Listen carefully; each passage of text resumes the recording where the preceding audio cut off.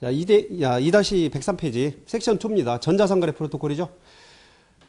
여기에서는 그렇게 중요한 게 좀 덜하기 때문에 여러분들하고 쭉쭉 읽어가면서 한번 보겠습니다. 키포인트만 보고요.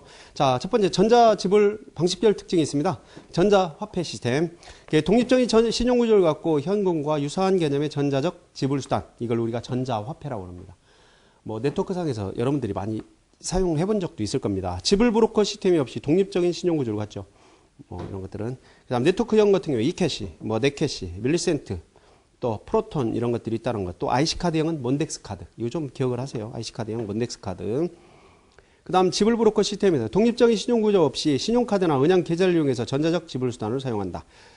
그리고 신용카드 시스템에 뭐 셋 프로토콜 아까 말씀드렸었죠. 퍼스트 버철 이런 것들 신용카드 시스템이라는 거 알아야 되고 사이버 캐시도 SSL, TLS, SHTTP 등과 관련이 있다는 거. 그 다음 전자수표, 뭐 넷체크, 그 다음에 이체크, 전자수표. 체크는 알아둬야 됩니다. 전자수표 종류만. 그리 그렇게 중요하진 않아요. 앞에 이제 전자상거래 보안 프로토콜로서 많이 배웠죠. SSL 또는 SET, 그 다음 SHTTP 그런 것들이 더 중요하고요.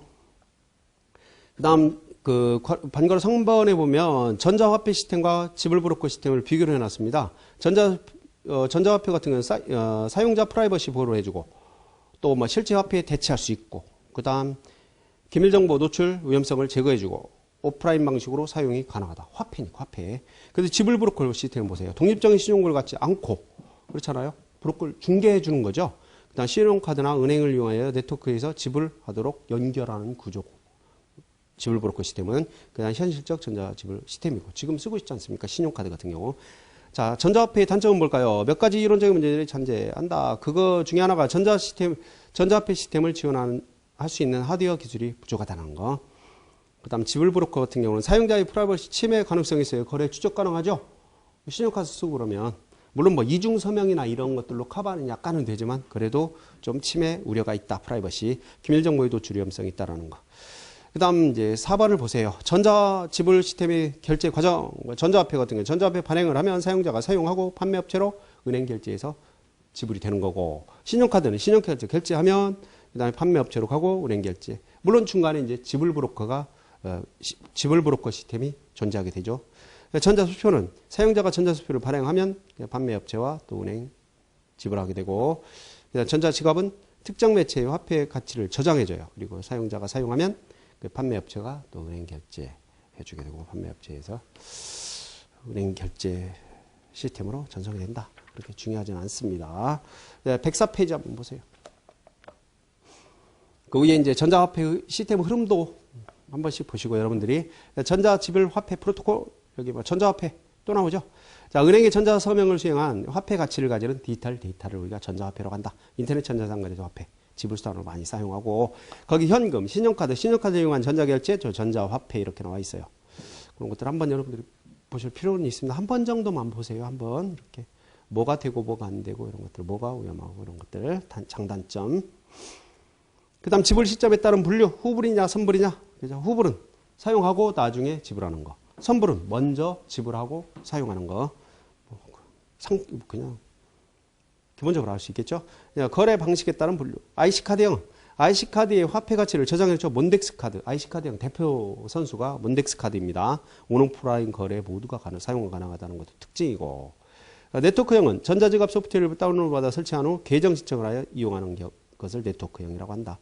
그래서 IC카드형 몬덱스 카드를 여러분들이 좀 기억하시면 됩니다.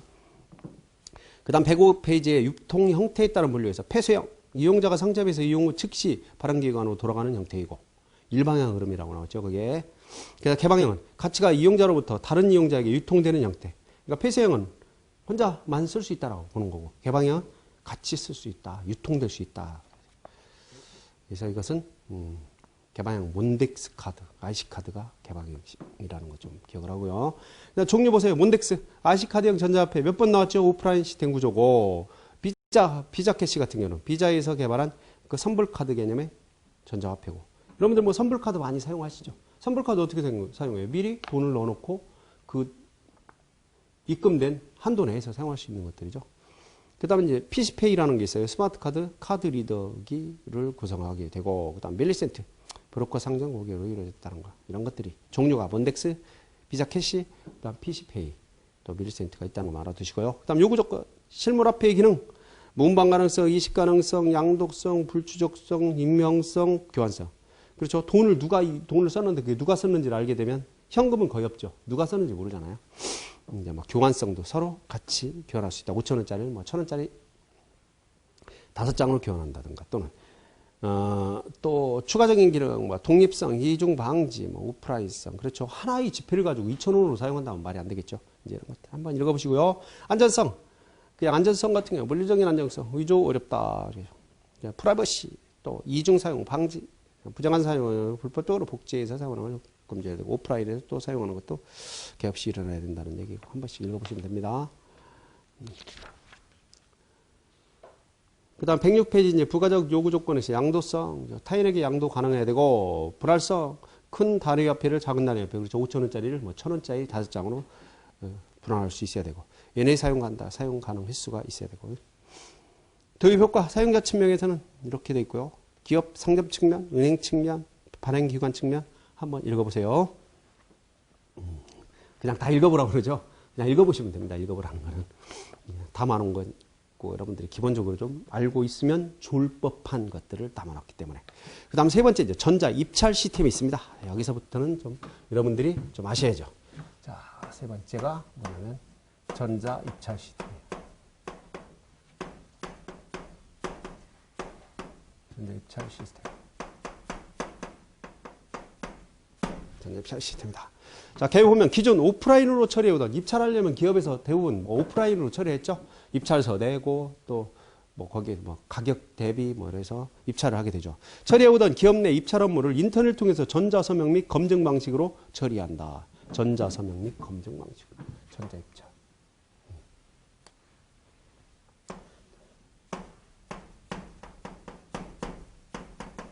전자서명 플러스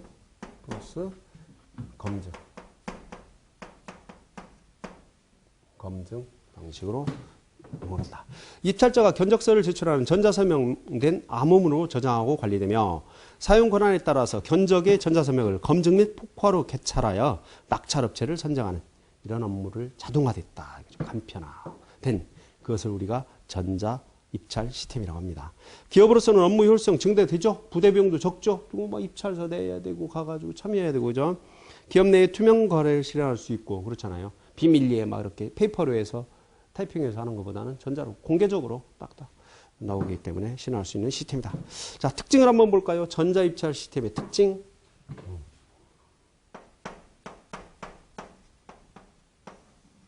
특징을 보면 전자상거래 방식을 통한 공개 구매다.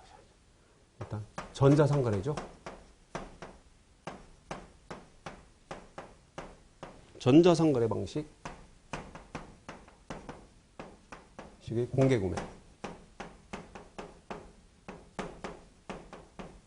공개 구매라는 거죠. 특징이. 그 다음에 107페이지 보면 저렴한 가격 입찰에 대한 정보를 웹사이트에서 게재되므로 공정한 경쟁 입찰이 된다는 거죠. 공정한 경쟁 입찰.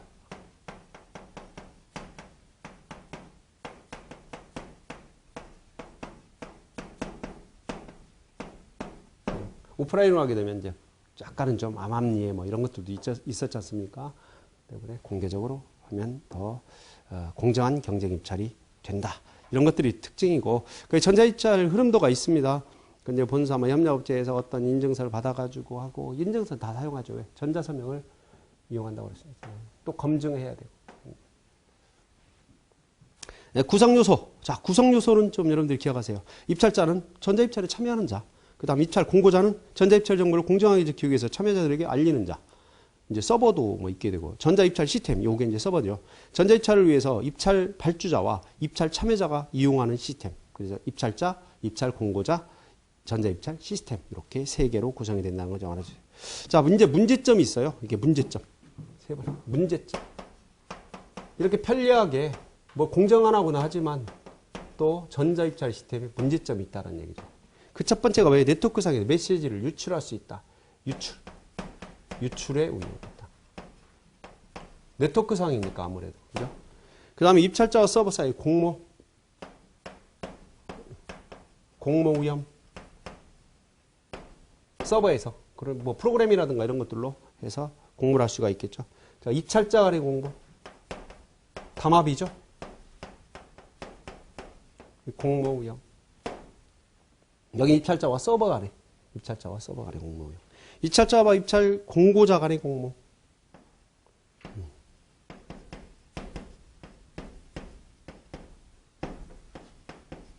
입찰 공고자와의 공모. 이렇게 쉬울까요? 이거부터 할까요? 공모긴 공모인데, 그죠? 공모긴 공모인데, 뭐와? 예, 입찰자와 서버 간에.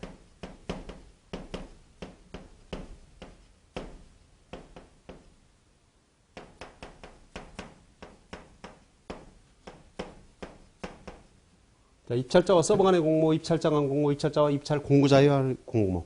그 서버 독단. 이거 대부분 이제 프로그램에 의한 이런 문제점이 되겠죠. 서버 독단이라든가 지가 알아서 입찰을 하게 되는 이러한 위험들이 있다는 얘기죠. 뭐 보면 뭐 거의 상식적입니다. 그죠? 그 다음에 전자입찰 프로토콜 방식 예 좀 기억해야 돼요. LKR 방식과 PL 방식이 있습니다. 이게 안 나올 것 같죠? 이런 거 시험에. 전자입찰을 하고 이런 것들이 나옵니다. 그 LKR 방식 같은 경우는 SMI는 뭐죠? 메일 이런 포맷이죠. 시큐어 마임이라고 해서 안전한 전송 방식을 추구함으로써 제3자의 도청 및 변조를 방지한다. 시큐어로 입찰 내용의 해시 처리를 하여 입찰자의 서명을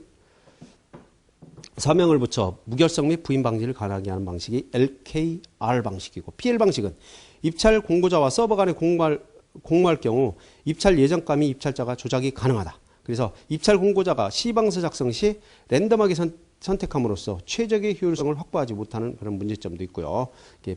LKR 방식과 PL 방식을 좀 여러분들이 기억하다. 단점, 지금 PL 방식 같은 경우는 단점이 많이 나와 있죠. 그 다음에 LKR 방식과 SMIM을 사용한다는 거 좀 기억을 하시면 됩니다. 그 다음 108페이지에 보면 전자입찰 시 요구사항 기억을 해야 돼요. 꼭 독립성, 그 다음 비밀성, 무결성, 공평성, 안전성. 다음 중에 전자입찰 시스템의 요구사항이 아닌 거 나오면 되게 헷갈립니다. 이거 진짜 헷갈려요. 그 다음 전자입찰 도구, 또 자바나 뭐 디지털 서명, XML. 전자입찰 단계, 입찰 단계, 뭐 오픈 및 입찰 결정 단계 이런 것들 문제가 있고요. 그 다음에 나온 게 이제 전자투표 시스템입니다. 우리나라는 아직까지 뭐 전자투표가 실행이 되진 않죠. 국회에서는 지금 실행이 되고 있어요. 전자투표. 03이고, 이렇게 하고, 04가 전자투표 시스템. 미국이나 이런 데는 전자투표를 지금 하고 있죠. 전자투표 시스템. 개요 보면 의사를 표현하는 사회적 활동의 하나로 중요한 의사결정의 수단이 되고, 철저한 개인 인증 절차와 완벽한 보안 시스템의 보호 아래 투표하게 되므로 안전하다. 일단 안전하다고 보는 거죠. 온라인으로 활용함으로 편리하고 비용이 절감한다. 그죠? 온라인이기 때문에 상당히 비용이 절감이 돼요.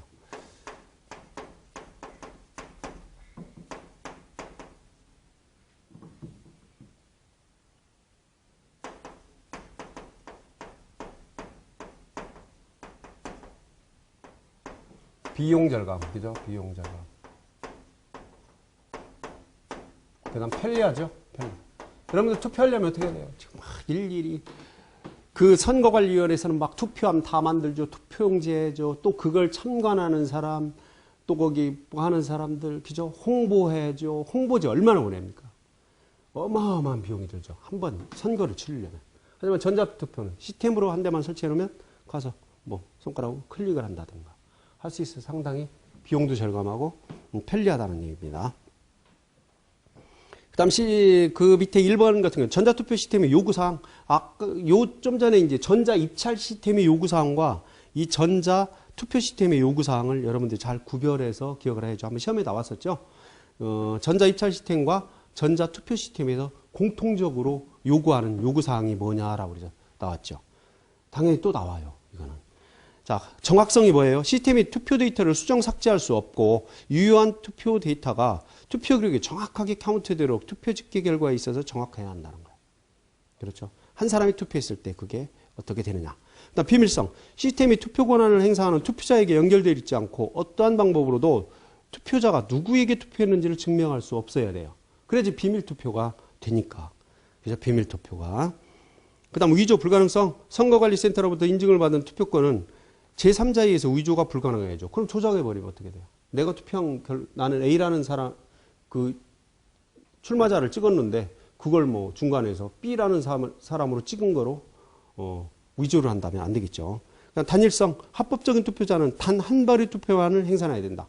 그렇죠. 막 투표하는데 여러 번 막 클릭을 해서 예를 들면 뭐 그런 경우 있죠. 우리 뭐 연예인들 TV에서 뭐 인기도 평가할 때 무슨 뭐 연말에 무슨 막 가수 뭐 이런 거 평가할 때 투표하세요라고 카운트 올라가는 거 있죠. 그런 건 여러 번 투표해도 되는 경우도 있고 물론 한 번만 투표하게 또 시스템을 만들어 놓은 경우도 있죠. 하지만 투표에서는 단 한 번만 할 수 있도록 해야 된다는 겁니다. 단일성. 합법성. 합법적인 절차를 통하여 투표권을 얻은 사람만 투표해야죠. 투표권이 없는 사람이 투표하면 안 된다는 얘기예요. 예를 들어서 뭐 어린이가 가서 대리 투표를 한다든가 또는 뭐 부모님 거를 대리 투표한다든가 이러면 안 되겠죠. 그러니까 공정성. 투표 진행 과정에서 다른 사람의 투표 행사에 의해서 자신의 투표권 행사가 전체 투표에 영향을 줄 수 없어야 되는 거죠. 전체 투표에 영향을 줄 수 있는 중간 투표 결과를 알 수 없어야 된다는 얘기예요. 미국 같은 데 이제 중간 투표를 많이 하고 그러니까 이런 시스템이 또 되게 있는 것들이고요. 그 다음 109페이지 이제 확인성이 있습니다. 투표자가 정확하게 자신의 투표용지가 카운트 되는지 확인이 가능해야 돼요. 내가 투표를 했는데 그게 진짜 어떤 뭐 선거관리위원회 그 투표 시스템에 카운트가 됐는지 A라는 그 출마자를 찍었는데 카운트가 되어 있는지를 확인할 수 있어야 된다는 거죠. 확인성. 그 다음 투표권 매매 방지. 투표권은 타인에게 매매 불가능하며 매매에 따른 결과는 투표권을 소유한 인증된 투표자만이 알 수 있어야 된다는 거. 완전성. 자, 투표자들이나 집계자의 부정에 의해서 투표 시스템의 모든 투표 진행이 중단되거나 불완전한 결과를 초래하지 않아야 된다는 얘기죠. 그렇죠. 이제 이런 방식이고, 요것과 관련돼서 이제 무결성이라든가 비밀성 이런 것들, 그 전자 입찰 시스템과 전자 투표 시스템의 요구 사항을 좀 비교해 가면서 여러분들이 공부를 하시면 됩니다. 그리고 그때 그 밑에 이제 방식의 분류가 나왔죠. 얘가 또 시험에 한번 나왔죠. 그래서 이제 전자 입찰 시스템에서의 방식별이 있었지 않습니까? 보면 107페이지에 보면 LKR 방식과 PL 방식 있죠? 걔도 나올 가능성이 있다는 얘기죠. 나오겠죠. 앞으로도 나오고. 물론 지금 전자투표 시스템의 이 분류도 나오죠. 자, 첫 번째 폴사이트 이보팅입니다. 폴사이트. 지정된 투표소에 전자투표를 하는 방식입니다. 예를 들어서 여러분들이 지금 투표를 하고 있는데 물론 투표를 안 하고 있는 학생도 있을지 모르겠는데 지금은 가서 뭐 도장 같은 거를 이렇게 꾹 찍고 하죠. 그 안에 전자투표 시스템을 놓고 클릭을 하도록 만드는 게 폴사이트 이보팅입니다. 폴사이트 이보팅. 그 다음에 키오스크 방식 같은 경우는 군중이 밀집된 지역에 투표기를 설치하여 유권자가 이를 이용해서 투표를 할 수 있는 무인 투표 시스템이에요. 예를 들어 뭐 역이라든가 고속터미널 사람들이 상당히 많이 밀집되어 있죠. 그래서 지나가면서 한 번씩 클릭해서 투표를 하게 편리하긴 하겠죠. 장단점은 그런 형태로 여러분들이 찾아내면 됩니다. 그 다음 알리비왕 리모트 이보팅 인터넷 투표 방식입니다. 다양한 기술 수단을 원격으로 자유로운 투표가 가능해서 또 편리하고 물론 단점은 있겠죠. 단점은. 그래서 폴사이트 이보팅과 키오스크 또 리모트 이보팅의 특징을 좀 기억을 하고 찾아낼 수 있어야 됩니다. 그 다음에 이제 마지막으로 암호화 기법이 있습니다. 공개키 알고리즘. 네트워크로 또 인터넷상으로 하는 것들은 다 뭐라고 했어요? 공개키 알고리즘. 전자서명 당연히 공개키 알고리즘. 은닉 암호 뭐 이런 것들이야. 일반 암호 기법이 되겠고요. 자, 여기까지가 우리가 전자 상거래 보안 프로토콜 배워봤습니다. 물론 이런 것들도 대부분 다 전자 상거래를 이용하는 겁니다. 그죠? 뭐 상거래는 아니지만 그 방식을 이용한다는 거예요. 방식을 이용하는 거죠. 거래는 안 하지만 전자 투표도 좀 잘 알아두세요. 시험에 한 문제씩은 꼭 거의 나오는 것 같아요. 전자 투표, 전자 입찰 시스템 잘 기억하세요. 자, 이제 111페이지 섹션 3입니다. 무선 플랫폼에서의 전자상거래. 이제 무선에서 요즘에 뭐 모바일로 여러분들 스마트폰으로 거래 많이 하죠. 자, 보십시다. 개요. 이동통신 네트워크와 스마트폰의 보급으로 언제 어디서나 필요한 시점에 행사할 수 있는 전자상거래다. 그때 무선 전자상거래 흐름도. 뭐 전자상거래와 뭐 다른 점은 없어요. 다만 무선으로 한다라는 거. 두 번째 보면 무선 전자상거래 서비스, 무선으로 B2B, 비즈니스 투 비즈니스입니다. 이건 기업 간의 거래입니다. 기업과 기업 간의. B2C, 비즈니스 투 커스터머. 이거는 기업과 일반 고객, 여러분들 사용자와의 거래. 대부분이 이제 전자상거래가 B2C가 됩니다. 여러분들이 사용하는 것들은 기업과 기업 간에는 이제 B2B라고 하고요. 통하여 컨텐츠 서비스, 정보 제공 서비스, 뭐 게임 서비스 등을 포함하는 모든 유료화된 상거래를 의미한다. 무선으로 사용하는 거 많죠. 무선 게임도 많고. 특징, 편제성, 도달성, 보안, 편리성, 위치성, 즉시 접속, 개인화 뭐 이렇게 돼 있고요. 종류는 뭐 커뮤니케이션 서비스, 정보 서비스, 엔터테인먼트 서비스, 거래 서비스, 뭐 지금 뭐 막 사용하는 것들입니다. 다. 그 다음에 112페이지 보세요. 모바일 무선 단말기의 제약, 뭐 이런 걸 모르겠어요. 그죠? CPU 및 OS 성능의 제한, 그렇잖아요. 그 자꾸만 손바닥만한 그 스마트폰에서 뭐 얼마나 많이 하겠습니까? 제한되고. 또 메모리 제한, 얼마 안 되죠. 그 스마트폰. 이동성을 이용한 소비 전력 제한, 그렇죠. 많이 사용하면 여러분들 휴대폰 배터리, 그죠? 배터리, 예. 충전하고 그러지 않습니까? 제한된 디스플레이 작잖아요. 답답하죠. 막 할 때. 그러다가 또 실패하면 짜증나죠. 입력 방식의 제한, 그렇잖아요. 막 손가락으로 뭐 터치한다든가 또는 아니면 어떤 터치펜으로 하는 이런 것들이 제한되고 불편하다는 거. 자, 읽어보시면 되고. 그 다음에 네 번째, 이제 무선 네트워크의 제한사항. 좁은 대역폭 느리죠? 스마트폰. 인터넷 되게 느리잖아요. 여러분들 이제 댁에서 쓰는 거 막 100메가 이렇게 나오게 되는데. 저속의 신호 도달 시간. 그다음에 낮은 접속 안정성. 불안하죠. 무선이기 때문에. 높은 비용. 무선. 스마트폰을 쓰면 데이터 비용 엄청 나가죠. 물론 무제한을 사용하는 학생도 있겠지만. 자, 그런 것들이 있다는 거. 자, 그 다음에 세 번째, 이제 무선 컨텐츠 지불 서비스 모델입니다. 이렇게 나오는데, 뭐, 별발 다를 거 없어요. 일반, 약간 이제 특이한 용어라든가 사용 이런 것들이 있지만 한번 봅시다. 특징. 전자지불 시스템과 동일한 특징을 지니며 무선 환경 네트워크를 사용한다는 거. 뭐, 딴 것이고. 신용카드 기반 전자지불 시스템, 뭐 보안 프로토콜, 엔드투엔드 간의 그 발생하는 트랜잭션의 안전성을 보장한다. 여기 SHTTP라든가 SSL, TLS, 또 SEC라든가 이런 것들 뭐 사용해야 되겠죠. 다 사용하고. 지불 프로토콜, 트랜잭션 정의를 위한 별도 프로토콜이죠. 똑같아요. 지불 시 안전성 보장과 셋, 인스타바이, 뭐 사이버 캐시 하는 데서 지불 프로토콜 들고. 그다음 세 번째, 113페이지. 전자화폐 기반 전자지불 시스템이죠. 네트워크형 프로토콜. 네트워크 환경에 사용하는 PC. 서버 계좌 등의 전자화폐를 저장하고 사용하는 형태이다. 아까 밀리센트라든가 넷빌 또 페이워드 이런 것들 다 보셨죠. 그러니까 가치 지향형 프로토콜, 스마트 카드 내에 전자화폐를 저장하고 사용하는 거, 이런 것들을 가치 지향형이라고 합니다. 네트워크 가치 지향형 잘 기억을 하십시오. 그런데 아까 몬덱스 카드는 뭐라고 했죠? IC 카드형이라고 했죠. 자, 그다음 네 번째, 전자수표 기반 지불 시스템, 전자지불 시스템, 전자수표 프로토콜. 실생활의 수표, 유사한 형태, 전자서명과 같은 암호 기술을 사용한다. 당연히 있고. 그 다음 이체크, 넷체크, 그 다음 페이나우. 전자수표라는 거 이체크, 넷체크, 페이나우 요건 좀 기억하시면 괜찮아요. 나머지는 여러분들이 대충 아니까 전자수표만, 나머지는 이제 전자화폐니까. 전자수표와 전자화폐를 구분할 때 사용하라 이거야. 자, 스마트카드. 기존의 마그네틱 방식의 보안 문제를 해결하기 위해서 새로운 보안 인증 카드이다. 그래서 마그네틱 방식 같은 경우는 마그네틱이 있었죠. 뒤에 이렇게 아주 검정색으로 이렇게 쫙 마그네틱 테이프처럼 이렇게 붙여져 있는. 지금 여러분들 신용카드 그렇게 많이 사용하죠. 물론 스마트 카드도 있겠지만 RF 그래서 무선 모듈에서 안테나를 통해서 카드 정보를 인식한 다음에 카드 인증을 하죠. 그래서 인증 후 거래 결과를 다시 카드에 기록을 하고 거래 결과 PC에 전송하면 호스트로 거래 자료 통합 절차를 거친다라고 보는 겁니다. 그 다음 스마트 카드 표준에서 이제 접촉식 같은 경우는 ISO 786에서 접촉식은 뭐야 이렇게 긁어서 쓰는 것들이죠. 또 이렇게 되고 비접촉식은 그리고 일정한 거리 가면 태그한다든가 여러분들 뭐 교통카드라든가 지금 시내버스를 탈 때 스마트 카드로 태그를 해서 사용할 수 있는 방식이 비접촉 방식입니다. 비접촉 방식. 그 그다음 114페이지.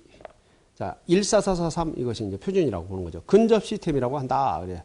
거리를 10cm까지로 제한한다. 왜? 너무 멀면 다른 사람이 신용카드를 예를 들어 신용카드를 놓고 그 근처로 어떤 지하철을 타러 가는 것도 아닌데 태그가 돼버리면 요금이 나가겠죠. 그래서 거리를 제한을 둡니다. 물론 그게 보안 자체가 보안이 되는 거죠. 자, 그 다음에 이제 결제용으로 주요 사용되고 빠른 결제를 수행하도록 설계가 되어 있다. 결제용으로 교통카드, 온라인 판매, 자동 판매기. 그렇죠. 특히 이제 교통카드 많이 사용하게 됩니다. 그 다음에 비접촉 상태에서 연결되는 때 암호화나 카드와 리더 간의 그 인증 과정을 규정하고 있지 않다라는 거. 리더와 카드 간의 인증 과정은 없죠.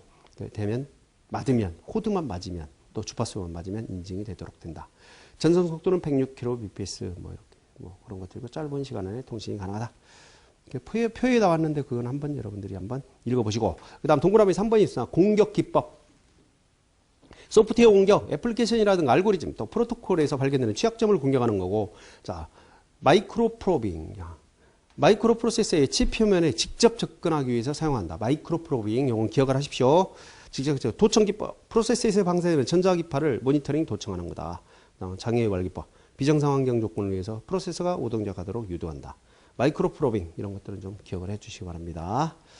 자, 그 다음에 무선 플랫폼에서의 전자상거래 보안 나왔습니다. 개념의 특징, 무선 플랫폼의 WPKR라고 하죠. 와이어리스 PKR. 무선 공개키 기반 구조라고 해요. 무선 공개키 기반 구조. 이게 또 시험에 나와 있어요. 무선에서의 공개키 전반적인 시스템이라든가 인증, 서명 이런 것들을 전체적으로 관리하는 그 구조가 뭐냐? 무선 공개키 기반 구조. 무선이니까 W, 와이어리스, 퍼블릭 키, 인프라스트럭처. 그다음 응용 계층에서 구현되며 암호화, 복호화, 전자서명 검증, 해시 함수를 구현하기 위해서 독자적인 함수가 필요하다. 유선하고 똑같습니다. 전자상거래 무선도. 그다음 115페이지. 각기 다른 인증기관에서 사용하는 인증서 간의 호환성이 보장되지 않음에 따라서 이들을 인증서를 모두 처리할 수 있는 표준 처리가 어렵고 인증서 취득, 관리, 검증이 어려워진다. 기본적으로 무선 환기에서는 WTLS, 그죠? WTLS 나오잖아요.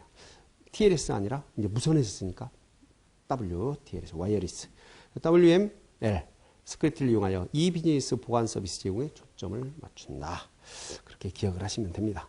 그 다음에 W 스크립트 크립토 라이브러리 보안 프로토콜이 있다고 했죠. 한번 여러분들이 읽어보시면 됩니다.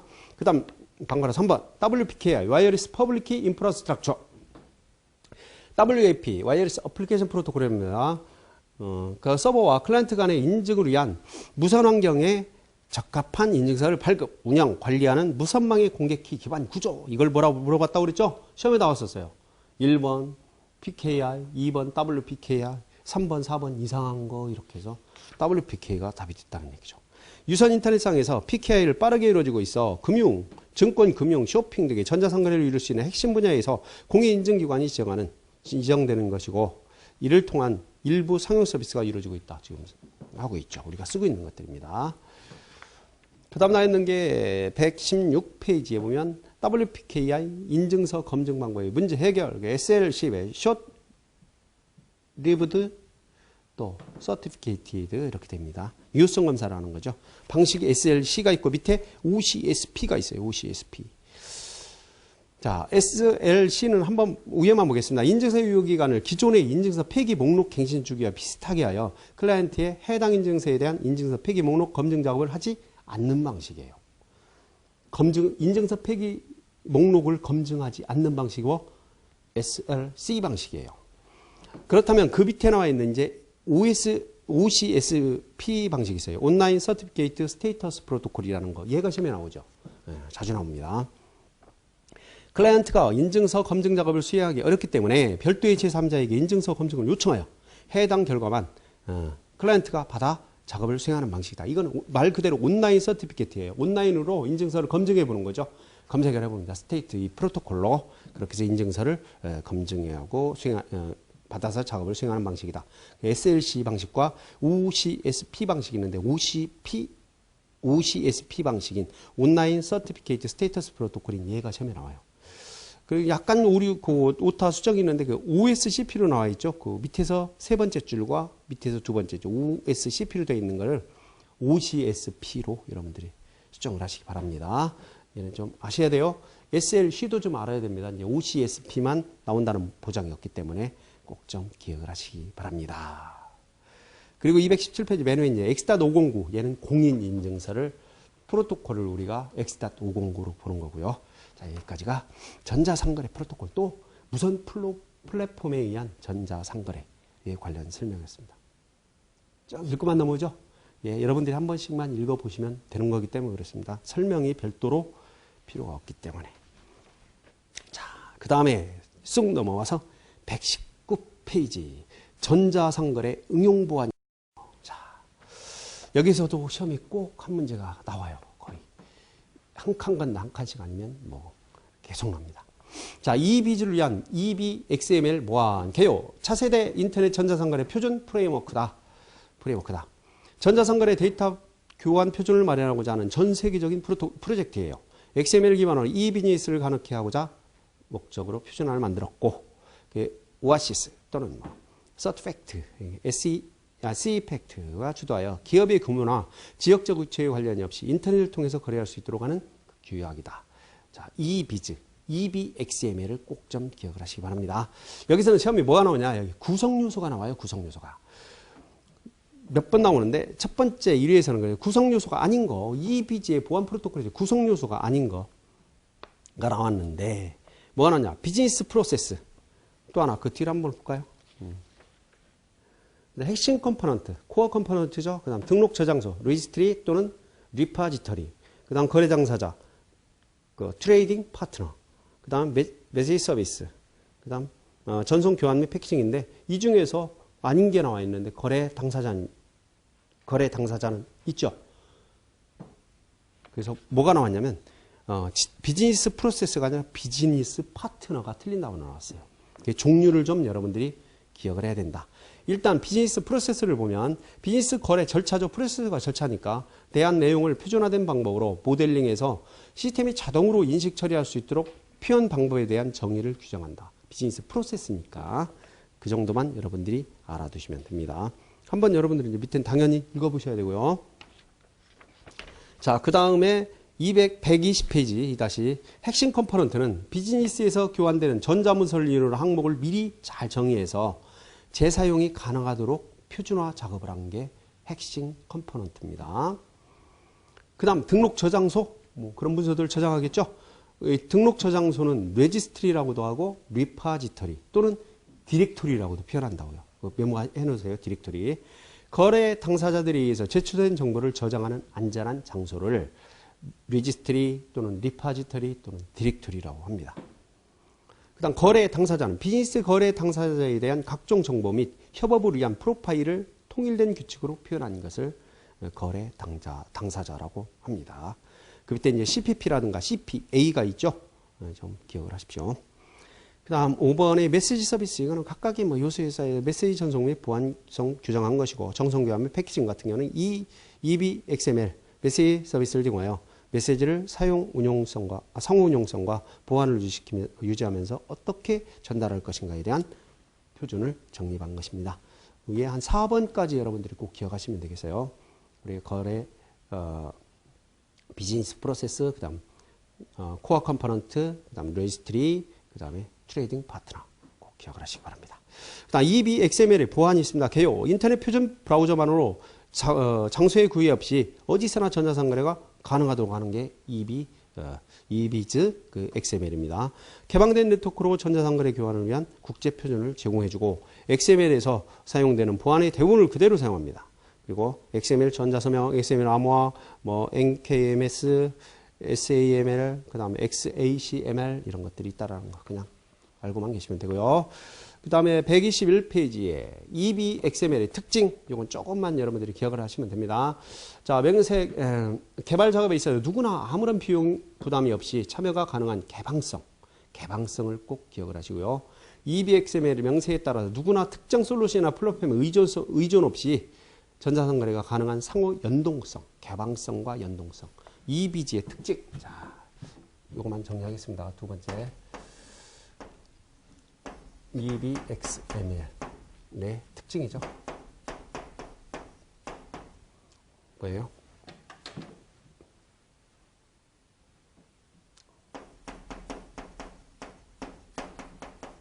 개방성 플러스 상호 연동성.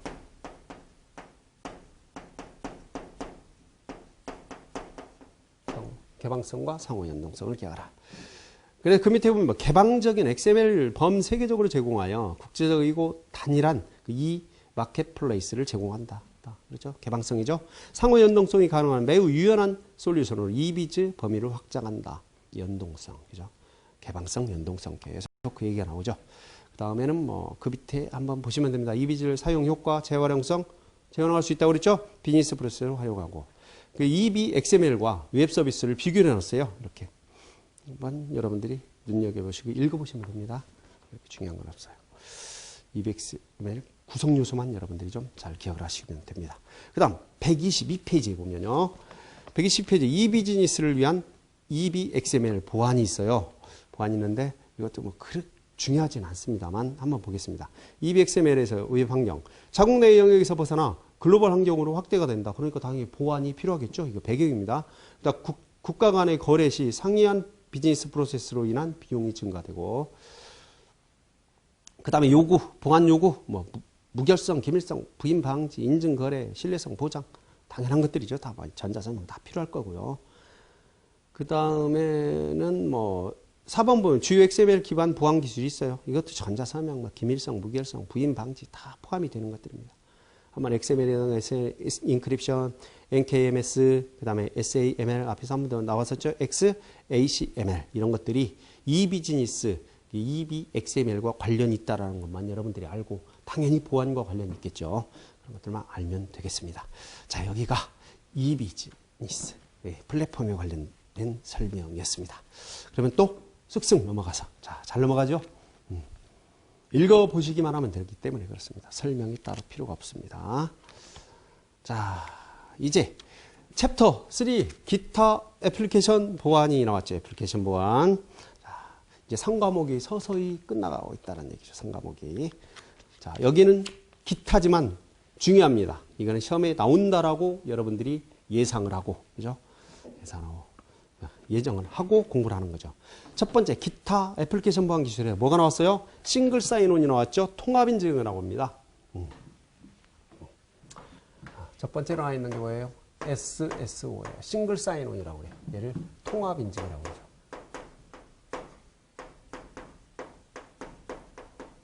여러분들이 이제 직장에 다니는 학생도 있겠고, 뭐 학생도 일반 학교에 다니는 학생들도 있고 그럴 건데, 기업에 가면 어떻게 해요? 뭐 인사 시스템도 있고, 어떤 DB 시스템 또는 뭐 마케팅 시스템, 뭐 인사 관리 시스템 이런 것들이 있죠. 그런데 그걸 그 시스템들마다 각각의 아이디를 가지고 로그인을 한다. 물론 뭐 좋은 점도 있겠죠. 보안상으로. 근데 그렇게 불편할 때 하나의 아이디를 가지고 마케팅 시스템, 인사 시스템 이런 것들을 한 방에 인증을 해내는 이걸 우리 뭐라고 그래요? 싱글 사인 온이라고 합니다. 그래서 얘를 통합 인증이라고 하죠. 자, 살펴볼까요? 개요. 하나의 시스템에 로그인하여 다수의 시스템에 재로그인 없이 접속할 수 있도록 암호화 키를 제공하는 기술이다. 당연히 여기에는 암호화 키가 있게 되는 거죠. 암호화 관련되어 있어요. 하나 노출되면 모든 시스템을 접속할 수 있는데 당연히 그렇게 돼 있어야 되겠죠. 자, 특징을 볼까요? 사용자가 한 번의 로그인 인증으로 인터넷 기간 응용 프로그램을 별도의 인증 없이 이용할 수 있도록 지원하는 기능이다. 그러니까 통합 인증, 한 번에 인증하는 겁니다. 사용자가 한 개의 로그인 아이디와 비밀번호로 DB 서버, 웹 서버 등의 여러 정보 시스템에 접근할 수 있는 거. 그렇죠. 한 번의 로그인으로 사용자의 확인 및 접근 권한을 얻는 개념이고, 단일 로그인, 표준화된 인증 접근 방법, 중앙 집중식 접근 관리가 가능하다. 한 번에 인증하니까 아이디를 하나만 사용하니까요. 그 다음 구현 방식, 쿠키 방식, 웹 방식, PKI 인증서 방식이 있다는 거 그렇게 기억하시면 됩니다. 나머지 다 그렇게 통합 인증이라는 개념이 거기에서 나오게 되는 거죠. 그 다음 구성 요소, 사용자. 그렇죠. 아이디 패스워드를 시도하는 그 사용자. 인증 서버, ACL을 통한 뭐 통합 인증 서버로 하게 되겠고요. LDAP, 라이트웨이트 디렉토리 액세스 프로토콜이라고 해요. 에센티케이션 프로토콜 또는 액세스 프로토콜이라고 합니다. 디렉토리 검색을 할 때 네트워크상의 자원을 식별하고 사용자와 응용 프로그램들이 자원에 접근할 수 있도록 하는 네트워크 디렉토리 서비스를 LDAP라고 합니다. 우리가 공인인증서를 검증하고 확인할 때도 당연히 LDAP를 사용합니다. 알아두시고요. 싱글 사인온 뭐 개념만 알아도 충분히 여러분들이 시험에서 풀어낼 수 있습니다. 129페이지 보면 SSO 에이전트 각종 정보 시스템에 자동 인증 정보를 제공하는 이런 것을 에이전트라고 합니다. 그 SSA 네 번째 SSA 기본 고려사 신뢰된 알고리즘 있어야죠. 안전키 관리 다 통하는 거죠. 안전성, 호환성, 개발 언어 이런 것들 지원해주고 인증 방식 이런 거 중요하죠. 뭐 아이디 패스워드로 인증할 거냐, 뭐 PKI, IP로 인증할 거냐, 다양한 솔루션도 또 지원해주면 좋을 거고 세션 내용 관리, 뭐 멀티로그인 지원하는 거 좋습니다. 자, 그다음 다섯 번째 이제 SSO 장단점, 장점, 비용. 자, SSO의 장단점인데 장점 한번 봅시다. 장점. 장점은 뭐 이 개념만 알고 있으면 통합인재라는 개념만 알고 있으면 그렇게 문제가 되진 않아요. 그죠? 장점. 뭐요? 운영 비용 감소 그렇잖아요. 아이디 패스도 막 여러 개 해놓고 이렇게 하려면 관리하기 어렵죠? 뭐, 그러니까, 운용 비용 감소. 운용 비용. 왜 하나만 가지고 다양하니까 감소. 절약시킬 수가 있다는 얘기죠. 보안성 강화. 왜? 아이디 패스워드를 하나만 관리한다라는 거는 보안성이 강화예요. 보안성 강화. 아이디 패스워드를 하나만 관리한다는 거죠. 그런데 또 하나만 노출되면 왕창 뚫린다는, 보안에 취약하다는 단점도 있어요. 그러니까 여기서의 보안성 강화는 아이디 하나만 관리하면 된다. 아니면 여러 개를 관리해야 될 걸. 그 차원에서의 보안성이 좀 강하다는 거고. 사용자 편의성, 이건 당연한 거죠. 하나만 로그인하면 전체 다 다른 뭐 DB라든가 웹서버 다 들어갈 수 있으니까. 중앙 집중 관리를 통한 효율적인 관리가 하나다. 그러죠. 이거 효율적인 관리는 되죠.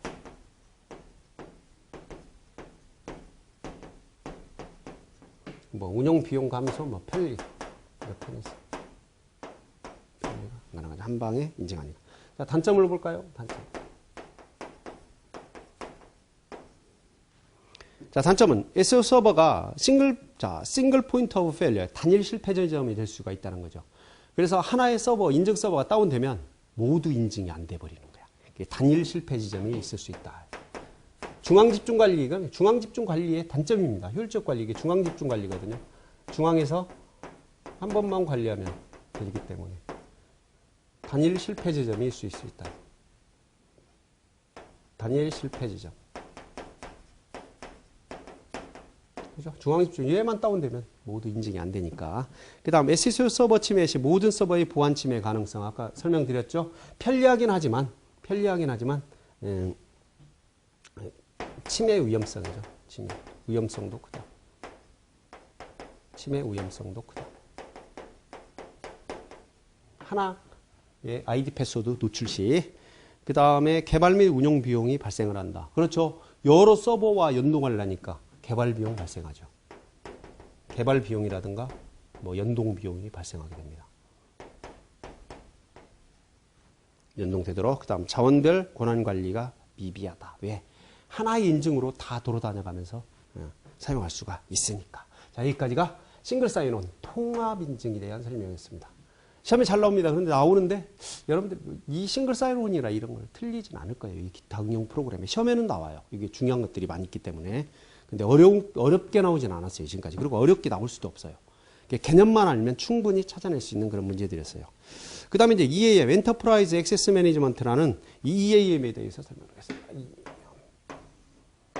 엔터프라이즈 하니까 뭐예요? 기업이죠? 액세스, 접근, 관리.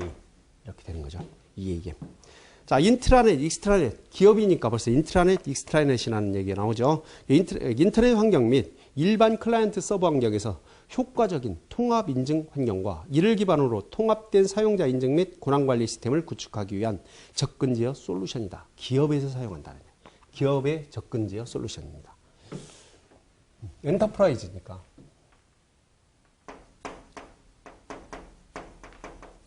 기업의 접근 제어 솔루션이라. 기업의 접근 제어 솔루션이다. 뭐가? EAM이. EAM. 그래, 기업 내의 다양한 시스템에 대한 사용자 권한을 중앙에서 관리할 수 있도록 구현하고, 대부분 중앙 관리가 되게 되죠. 그 다음 기간 시스템의 연동을 통한 사용자 편리성과 보안이라는 일석이조의 효과를 얻을 수 있다. 그죠? 그러니까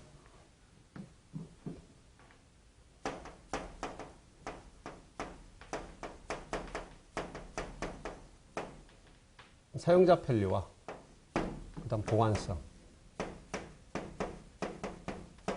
우수하다.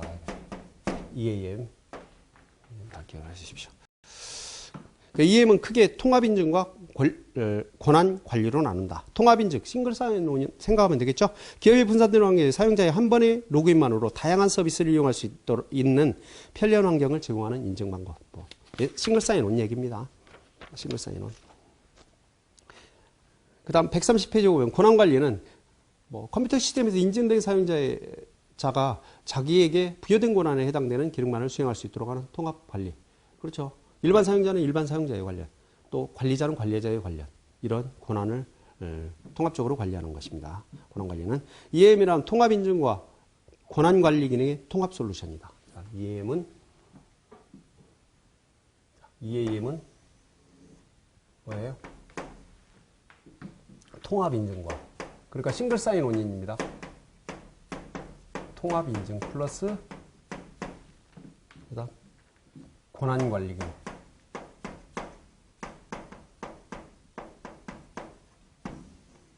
통합인증과 권한관리를 통합적으로 운영하는 그런 솔루션이라고 해요. EMA가. 잘 좀 기억을 하세요. 자, 그 다음에 EMA과 싱글 사인온을 비교를 해놨어요. 거기 EMA는 아이디와 권한, 자원 정책 결합. 싱글 사인온은 중앙 집중적 아이디 관리, 인증만 하니까. 그 장점은 거기 장단점이 나와 있습니다. 여러분들이 한번 읽어보시면 이 개념만 가지고 있다면 충분히 기억을 하실 수가 있습니다. 비교해서 알아둬야 됩니다. 장점 볼까요? 자원 접근 시 권한까지 제어를 하고, 권한이니까 EMA는 권한 관리. 그 다음에 개별 응용 레벨의 권한. 그 다음에 싱글 사인온 보면요. 단일 아이디로 사용 편리. 인증 정책과 권한 설정이 용이하다. 인증 정책. 인증. 싱글 사인온은 인증. 그다음 단점. EAM. 사용자 및 차용될 권한 관리가 어렵죠. 그렇죠. 어떤 사용자에게 어떤 만큼의 권한을 준다는 게 참 설정하기가 힘들다는 거죠. 그 다음에 고가 및 구현의 복잡성. 그 다음 싱글 사인온. 아이디 비밀 노출 시 전체 시스템이 위험하다. 왜? 한 방에 인증을 하니까. 그냥 차원별 권한 관리가 미비하게 되고, 뭐보다는 EAM은 권한 관리가 이제 주로 이루는 거고요. 그 다음 이제 세 번째 뭐가 나와요? 보안 토큰 나옵니다. 보안 토큰. HSM. 하드웨어 시큐리티 모듈이라고 해서 3이 나오죠. 3. 큰 3을 한번 봅시다. 큰 3. 그래서 보안 토큰. 여기는 하나하나 다 중요합니다. 기타 응용 애플리케이션 보안은 보안 토큰이나 HSM이라고 하죠. 하드웨어 시큐리티 모듈이라고 해서 보안 토큰 모듈입니다. 개요. 물리적 보안 및 그 암호 연상 기능을 가진 칩을 내장하고 있어 해킹 등으로부터 공인인증서 유출을 방지하는 기능을 가진 안전성이 강화된 휴대용 공인인증서 저장 매체. 그걸 보안 토큰이라고 하죠. 보안 토큰. 암호화와 관련된 일련의 과정을 생성 및 보관하는 기능이 내장된 하드웨어 장치. 이것을 뭐라고 한다? 보안 토큰이라고 한다. 이걸 박스 처리했을 때 여러분들이 보안 토큰이라는 것만 알면 돼요. 그리고 나서 그 밑에 토큰 생성, 그림 보면 토큰 생성, 토큰 조회기, 보안 토큰. 잘 기억을 하십니다. 어렵게 나오진 않습니다. 개념만 아시면 돼요. 131페이지에 보면 거기에 인터페이스 뒤에 따른 분류, 접촉, 비접촉, 매체에 따른 분류, 스마트 카드냐, USB냐 이런 것들이 나오죠. 한번 읽어보시고요. 특징은 방영구적으로 사용할 수 있다. 그렇겠죠. 그다음 기능 인증서 보관을 위해 PC가 아닌 보안 토큰에 저장한다라는 거. 그거 당연히 보안 토큰이 있으니까 전자서명이 PC가 아닌 보안 토큰의 하드웨어 내부에 생성이 된다는 거. 하드웨어 내부. 그다음에 보안 토큰 비밀번호 설정 및 초기화 비밀번호의 입력 오류 횟수를 제한할 수 있고요. 그다음 보안 토큰 구동 프로그램의 무결성 및 구현 적합성을 스스로 확인할 수 있다. 이 기능은 좀 여러분들이 기억을 하셔야 됩니다. 자, 그다음 보안 토큰 사용 방법. 보안 토큰을 구동하는 프로그램을 설치해야 되고요. 그 다음 보안 토큰을 PC에 연결해야 되고 그럴 것 같죠. 다만 구동 프로그램을 설치해야 된다는 거 기억을 하셔야 되고, 보안 토큰 비밀번호를 변경하고 그 다음 보안 토큰으로 공인인증서 저장 위치를 선택을 하게 된다. 잘 기억을 하세요. 구동 프로그램을 설치를 해야 된다는 걸 기억하세요. 자, 여기까지가 보안 토큰 개념적인 특징만 여러분들이 기억을 하시면 된다. 그 다음 네 번째 이제 RFID 나왔습니다. 무선 식별입니다. 네 번째. 무선 식별.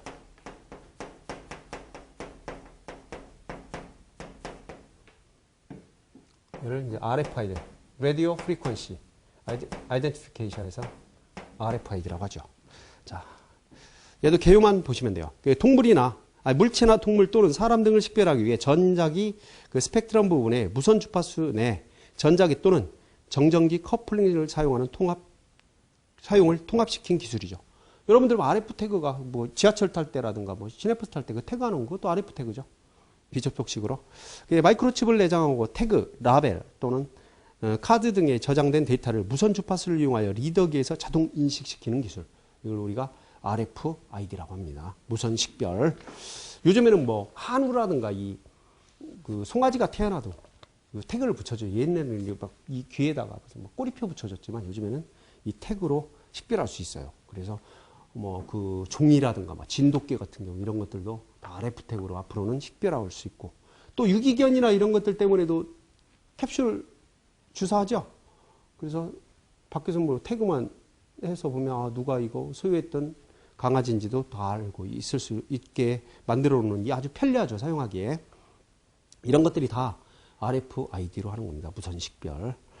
그리고 이제 132페이지 보면 원리는 그렇게 보시면 뭐 안테나는 여러분들 그 스마트 카드, 교통카드나 이런 것들도 안테나는 그 안에 미세하게 그 둘레를 이렇게 감겨져 있습니다. 그 뭐 카드형으로 돼서 속에 들어가 있어서 돼 있지만 안테나는 다 존재하게 되는 거고요. 두 번째 RFID 시스템 구성 요소 리더기가 있죠. 그다음 태그가 있죠. 태그. 그다음 서버 있고 네트워크가 있게 되는 거고. 한번 보시면 되고 밑에 보면 이제 3번 RFID 분류 뭐 전력에 따른 분류, 칩의 유무에 따른 분류, 리드온이냐, 리드라이트까지 하느냐, 또 주파수에 따른 분류가 있고. 장점 무선 방식으로 직접 접촉이나 지준선이 불필요하죠. 필요 없다는 거지.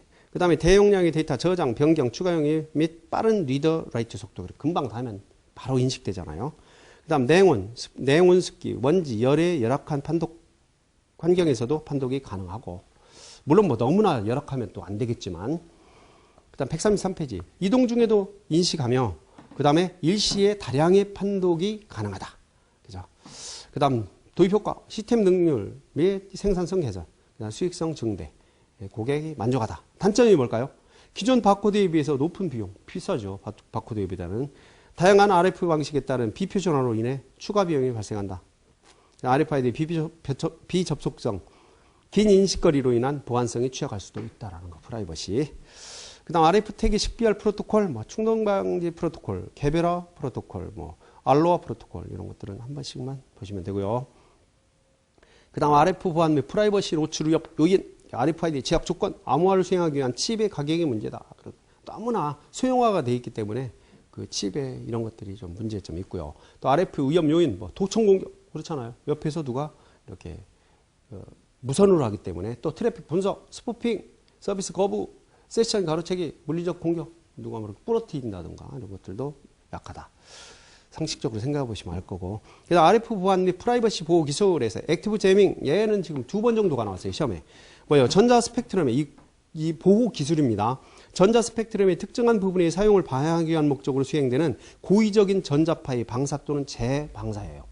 그러니까 얘는 공격이 아니라 예를 들어 리더와 태그 간에 둘만의 약속으로 이상한 주파수를 보내고 주고받는 거죠. 둘만의 약속이니까 가능하겠죠. 그리고 실질적인 또 하나의 주파수나 데이터는 둘이 주고받고.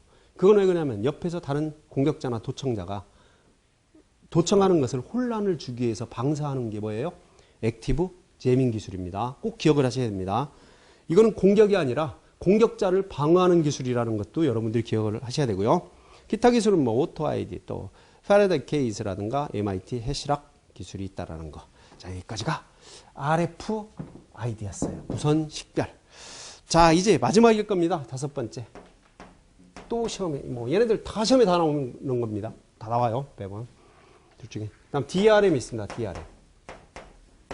디지털 라이츠입니다. 디지털 라이츠 매니지먼트. 그냥 디지털 저작권 보호 기술, 관리 기술, 저작권 관리 기술.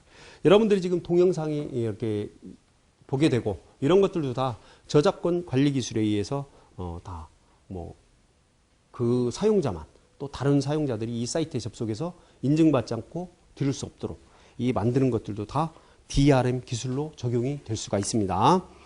자, 개요 보면 PKI 기반의 불법 복제 방지 기술로서 컨텐츠를 소비자의 암호키를 이용하여 패키징함으로써 이를 다른 사람이 이용할 수 없도록 하는 방식이죠. 저작권 보호하는 겁니다. 그 다음에 소비자에게 종속적인 암호화를 수행함에 따라 콘텐츠 배포 서버에 프로세스 부담이 가중되고 슈퍼 배포자와 같은 기능이 없어 디지털 콘텐츠 유통에 적합하지는 않다는 얘기예요. 또 다른 기술이 있어요. 이제 완전하게, 뭐 완전하진 않겠지만 보안이 완전한 보장은 어렵죠. 그래서 디지털 콘텐츠의 직접재산권이 디지털 방식에 의해서 안전하게 보호되고 유지되도록 하기 위해서 사용하긴 합니다. 콘텐츠가 모든 유통 시점에서 거래 및 분배, 사용 규칙이 적합하게 성취되도록 하는 그러한 기술입니다. 그리고 불법 복제 방지 그 기능 보면 DRM. 그 다음 지정된 사용자에게 지정된 권리 내에서 콘텐츠 사용. 여러분들도 그 구매된 그 강의만 듣도록 이렇게 할 수도 있고 이런 거 아닙니까? 그래서 불법 복제 방지 및 권리 내에서의 콘텐츠 사용. 이것이 DRM이죠. 그래서 DRM의 구성 요소를 볼까요? 134페이지. 자, 콘텐츠. 이거는 뭐 직접자산 가치를 가지고 있는 정보 단위죠. 여러분들 동영상 강의. 허가되지 않은 사용자로부터 보호할 대상이 되는 거고. 사용자는 여러분들이 되는 거죠.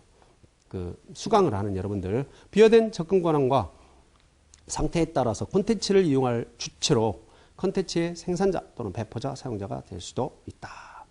그다음 접근 권한 또는 상태, 컨디션 이런 것들로 이루어진다는 거죠.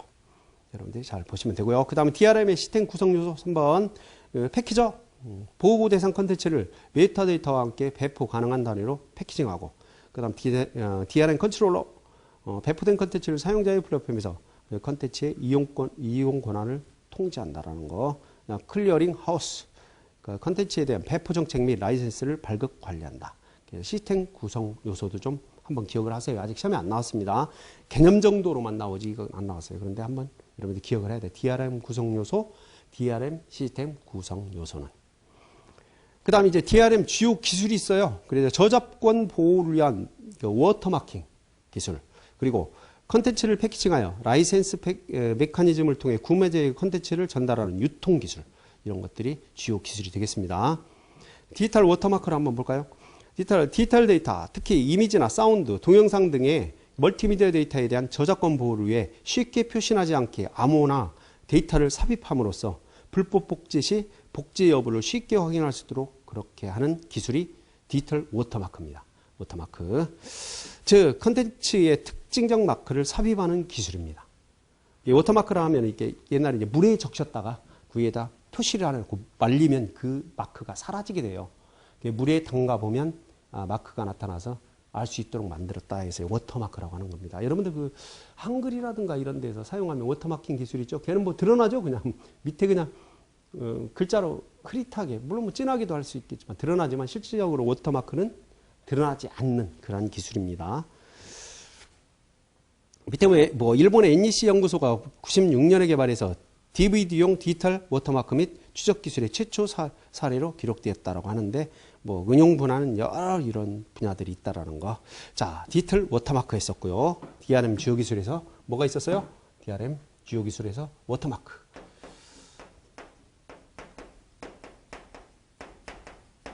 자, 이제 핑거프린트가 있습니다. 핑거프린트.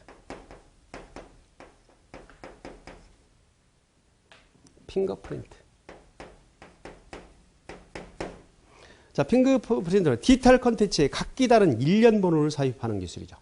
여기에는 숨겨서 어떤 부호를 삽입하죠. 여기는. 그죠? 숨긴 부호. 뭐 부호라든가 이런 마크죠. 부호, 마크. 하지만 핑거프린트는 뭐를? 일련 번호를 숨긴다. 일련 번호 삽입. 일련 번호 삽입. 숨긴 부호 삽입. 그 차이, 특징 여러분들이 기억을 하셔야 됩니다. 그렇지 않으면 헷갈려요. 이게 워터마크를 물어보는지 핑거프린트를 물어보는지 아니면 DRM 전체를 물어보는지 헷갈립니다. 자, 그래서 응용 분야는 뭐 디지털 데이터의 구매자 식별, 복사번호로부터 불법 복제자의 식별 가능, 소프트웨어 제품 불법 복제 방지, 전자화폐 일련 번호에 적용이 가능하다는 거.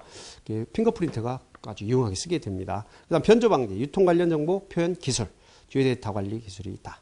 DRM의 특징, 용이한 사용자의 최적함의 연동성을 제공을 해주고 유동적인 서버 운용 및 그런 CA 관리 기능을 해주고 판매 방식의 다양한 지원, CRM 서비스를 제공해 줍니다. 뭐 CRM 서비스도 해주고요. 최고의 안전성을 가진 국제 표준 암호 알고리즘으로 제공해 준다. 대용량 전송 네트워크에 지원해주고 실시간 라이선스 키 다운로드 지원해주고 다양한 형태의 멀티미디어 콘텐츠 지원, 콘텐츠 복사 방지 및 사용 횟수 제한 등 불법 복제 그런 방지 기능이 있다. DRM이 어쨌든 불법 복제 방지 기능. 그 주요 기술 중에도 또 워터마크와 핑거 프린트가 있다는 것도 알아두시기 바랍니다. 그 다음 6번째 이제 DRM의 적용 분야. DRM이 가장 먼저 적용된 분야는 디지털 컨텐츠의 상거래 분야로 디지털 뮤직 여러분들 동영상, 이미지, 전자, 만화, 책 이런 것들 기타 부가 서비스의 디지털 컨텐츠의 불법 사용을 방지할 목적으로 이용을 하게 돼요. 많이 사용합니다. 그 다음 컨텐츠 유통 분야의 경우 그 적용에 따라 컨텐츠 제공 사업자에게 페이 투 유저 이런 식으로 해서 사용하는 이렇게 보면 됩니다. 적용률 그 밑에 보세요. AOD, 오디오, 또 VOD, 비디오, 웹캐스팅 서비스, 광고 서비스, 온라인 교육 컨텐츠 여러분들 지금 보고 계시는 넷놀이, 전자책, 그 다음 온라인 뱅킹 서비스 모두 DRM에 적용되는 그런 적용 분야입니다. 자, 그 다음 이제 7번째 뭐가 나오냐면 DOI 기반의 저작권 보호 기술이 나옵니다. DOI 기반. 번호 이제 넘버는 좀 그렇지만 6번째 정도로 보면 좋겠습니다. 이 DRM 다음으로 공유로 마지막이죠. 여러분들이 힘내십시오.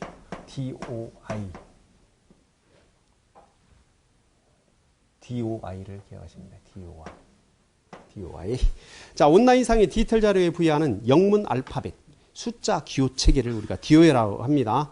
그래 디지털 오브젝트 아이덴티파이어, 디지털 오브젝트 아이덴티파이어는 DOI는 저작권 관리 정보를 바탕으로 저작권 인증을 부여하는 기술이에요. 저작권 인증을 부여. 얘는 저작권 인증을 부여해준다. 인증을 부여해주는 기술이 DOI입니다. 잘 기억하십시오.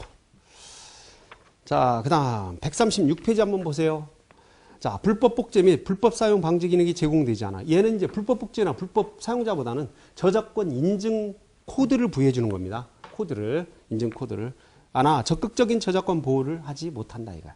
코드는 보여주지만 자료가 여러 가지 형태로 되어 있어도 단일한 DOI를 부여받게 되는데 예를 들면 해당 자료가 HTML, XML, PDF, JPG와 같이 다양한 형식으로 되어 있어도 하나의 DOI를 가지게 된다는 얘기입니다. 자, 기능, 고유의 기호를 부여하여 언제든지 그 대상을 찾아갈 수 있도록 하는 것으로 사서함 역할을 한다. 그렇죠. 우리가 뒤에도 나오지만 여러분들 논문이라든가 이런 것들을 바로바로 찾기 쉽게 해줘서 코드를 부여해주는 이런 형식이라고 보시면 됩니다. 그 다음 DOI만 있다면 변화하는 URL과는 상관없이 해당 학술 자료 전문을 쉽게 찾을 수 있어 매우 유용하다. 찾기에 유용하도록 코드를 부여해주는 것이라고 생각을 하시면 됩니다.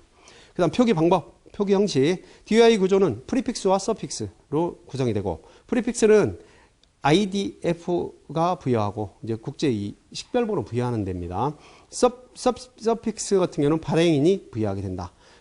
프리픽스는 항상 10으로 시작하는 다음 마침표를 찍고 그 다음 4자리의 발행처 고유번호를 부여받아 숫자로 구성되며 서픽스는 발행처에 부여하는 것으로 마침표를 찍어서 영문 알파벳과 숫자를 모두 사용하여 연속 확장이 가능하다. 그래서 예를 들어서 거기 써놨어요. 표기에 http://ab.cdef.org 하고 10점 이렇게 표시되죠. 8080 이렇게 프리픽스 이렇게 해주고 그다음 서픽스는 알파벳 점 연도 점 또 월일 점 이렇게 그때 이제 그 논문이라든가 이런 것들이 발행된 날짜를 함으로써 찾기가 쉽게 되도록 표현한 것들이죠. 그 밑에 보세요. 10.8080은 JPIS가 부여하는 고유 번호고 그 다음 JPIS 2014.5점 20점 900은 2014년 제5권 20호 900페이지에 수록된 논문이다. 이런 식으로 해서 표현해 놓으면 나중에 이 학술 자료나 논문들을 찾기 쉽도록 해주는 이런 것들이 뭐예요? 저작권 인증 부여, 코드를 부여해주는, 그죠? 그런 것들을 우린 뭐라고 그런다? DOI라고 한다는 얘기입니다. 디테일 object, 그죠? 아이덴티파이어, 식별자. 자, 여기까지 해서 우리는 지금까지 제3권, 예, 애플리케이션 보안을 모두 마쳤습니다.